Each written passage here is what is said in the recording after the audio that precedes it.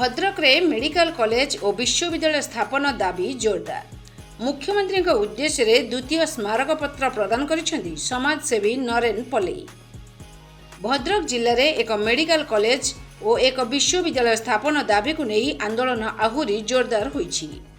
एही परिप्रेक्षी में समाजसेवी नरेन पल्लई नेतृत्व में सोमवार पूर्वाह्न 10:30 समय माननीय मुख्यमंत्री उद्देश्य रे जिलापाल माध्यम द्वितीय स्मारक पत्र प्रदान करा जायछि। पल्लई पूर्वतन विधायक भद्रक आज आम आसचु भद्रक रे मेडिकल कॉलेज और विश्वविद्यालय द्वितीय मने पकया पत्र देमु। 100 दिन पूर्वर जो दिन 365 दिन होइतिला घोषणा माननीय मुख्यमंत्री मोहन चरण माझी विधानसभा 13/2/25 मसीह घोषणा करते भद्रक मेडिकल कॉलेज प्रतिष्ठा हेबो। जो 365 दिन आम आसलु आज आसचु 465 दिन होईगला तांकु द्वितीय मने पकया पत्र देबु। ये जो मने पकया पत्र भितर आपणकर सीए माननीय मुख्यमंत्री विधानसभा बजेट अधिवेशन ले घोषणा करचंती भद्रक मेडिकल कॉलेज हेबो। द्वितीय घोषणा कले रेवेन्सा कॉलेज परिसर रे नामकरण करदेले जे महताब जी को ना रे हबो। आउटे खबर शुणु आमे 100 दिन भितर मने पकया पत्र देवा भितर मान्य आमर सम्मान्य जिलापाल महोदय जागा चिन्हट करी प्रस्ताव दे देचंती सरकार को। आमर मेडिकल कॉलेज करिया पई सरकार गाइडलाइन अछि 20 एकर जमी।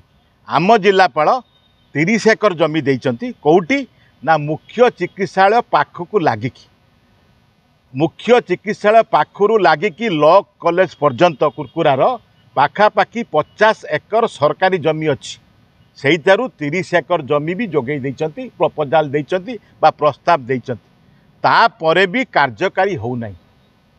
सेतिपई आमे मने पकया पई आमे होचु भूली भाली जाइचंती तांको मने पकया पई पत्र देवापु जाउछु।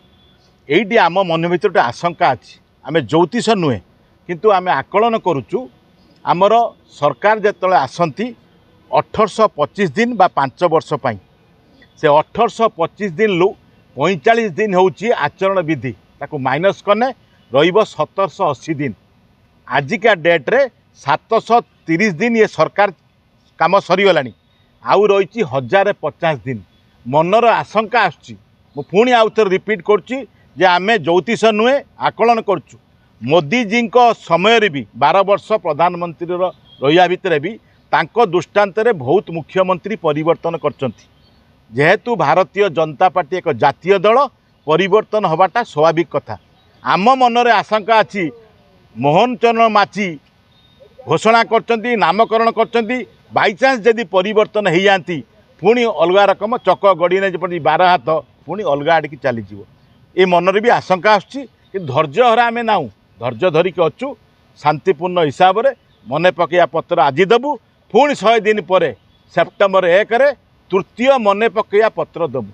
जेते पर्यंत भद्रकर मेडिकल कॉलेज और विश्वविद्यालय होई नहीं आम कार्यक्रम आम चालू रख। एही कार्यक्रम रे जिल्लार बहु सामाजिक कर्मी युवक और सचेतन नागरिक जोग दैथिले। भद्रक भली जनबहुल जिल्ला रे उच्च शिक्षा और स्वास्थ्य सेवार अभाव दूर करिबा पई मेडिकल कॉलेज एवं विश्वविद्यालय स्थापन अत्यावश्यक बोली दाबी करा जायछि। कार्यक्रमटी शांतिपूर्ण और सुचारू भावे संपन्न करा जायछि। भद्रकरू पुनील कुमार सामंतଙ୍କ रिपोर्ट संपूर्ण न्यूज।